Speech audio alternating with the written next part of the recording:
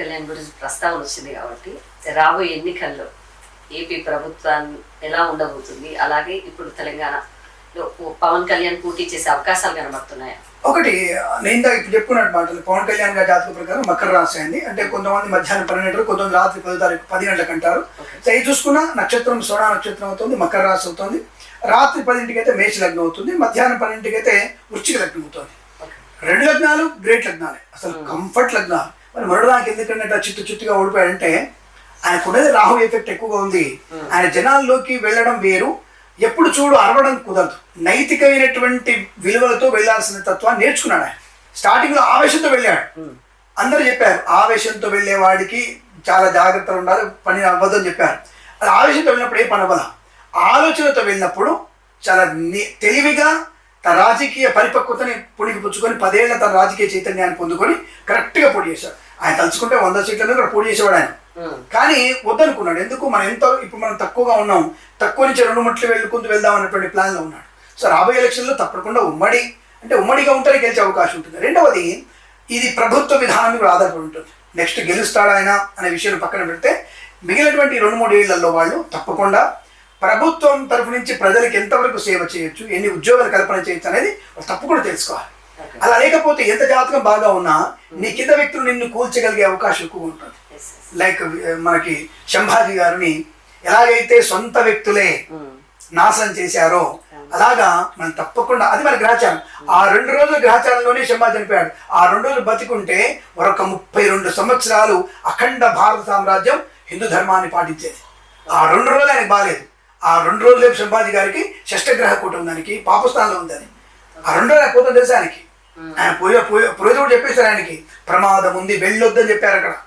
ఇక్కడ సంభాజీ చరిత్రలో మనం చూడలేదు, కానీ సంభాజీకి పురోహితుడు ఉన్నారు, వాళ్ళు చెప్పారు వద్దు, ఇక్కడ షష్టగ్రహ కూడా ఉంది, బాగాలేదు, ఈ 48 గంటలు మీకు మంచిదిగా చెప్తే కూడా ఆయన తప్పదు అప్పుడు వెళ్ళడానికి. నేను తప్పదు వెళ్ళానని చెప్పేసి ఆయన బయటికి వెళ్ళిపోయి చెరబడి ఆయన ఎంత ఘోరంగా చంపబడ్డాడు. అలా మనకి కూటమి ప్రభుత్వంలో కూడా ఇక్కడ బాగా ఉంటే మంచిది.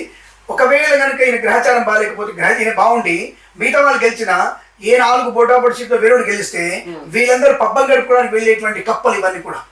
కాబట్టి అందుకే ముందు నుంచే ప్రభుత్వానికి ఎంత సేవ చేయగలుగుతామో అంత సేవ చేయగలిగితే అక్కడ మీ ప్రభుత్వం నుంచి ప్రజల నుంచి ఒక అద్భుతమైన యోగాన్ని పొందుకోవాలి.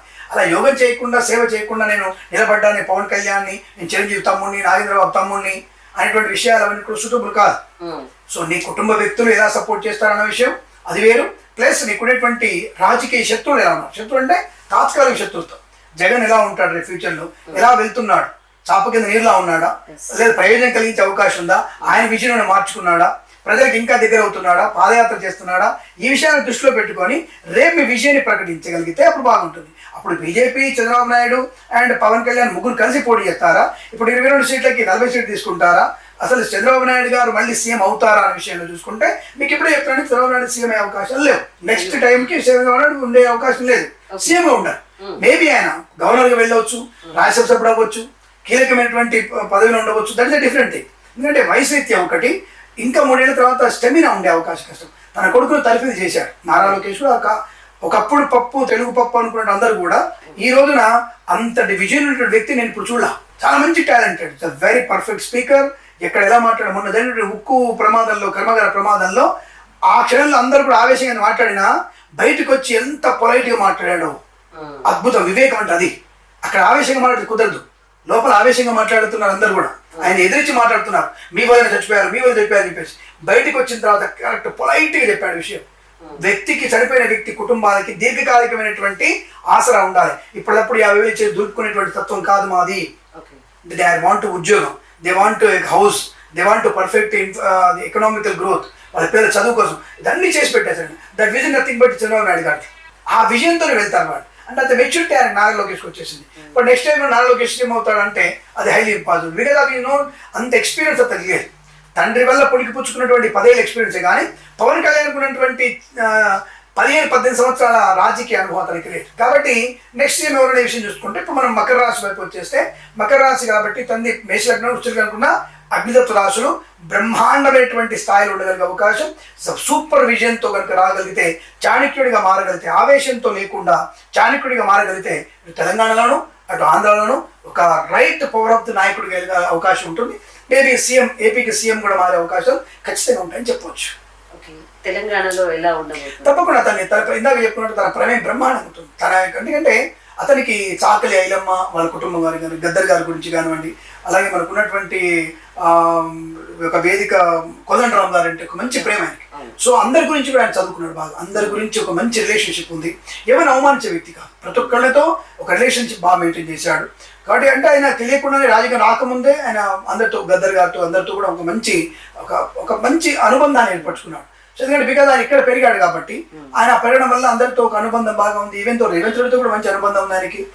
తర్వాత ఆయనకి మన బీజేపీ వాళ్ళతో ఇక్కడ మంచి అనుబంధం ఉంది. ఎందుకు జగ్గారెడ్డి గారితో కూడా ఆయనకు మంచి అనుబంధం ఉంది. కాంగ్రెస్ లీడర్ సంగారెడ్డి ఆయనతో కూడా మంచి అనుబంధం ఉంది. అంటే వీళ్ళందరూ రాజకీయ వేదిక మీద శత్రులే కానీ అంతర్గతంగా అందరితో ఒక మంచి అటాచ్మెంట్ పెట్టుకున్నారు. అందుకే ఎవరు కూడా నోరు తొందర పారేసుకున్నారు ఆయన మీద. కానీ రాజకీయం మీదకి వచ్చరికి ఒక మాట అనాలి కాబట్టి ఆ మాట అంటారు తప్ప ఇంకోటి ఏం లేదు. కానీ తప్పకుండా తెలంగాణలో రేపు వచ్చేటువంటి మేబీ జిహెచ్ఎంసీ ఎన్నికల్లో కూడా మనం కొంతమంది నాయకులు నాదాడడం వల్ల ఆయనకి చాలా మంట అంటుకుంది.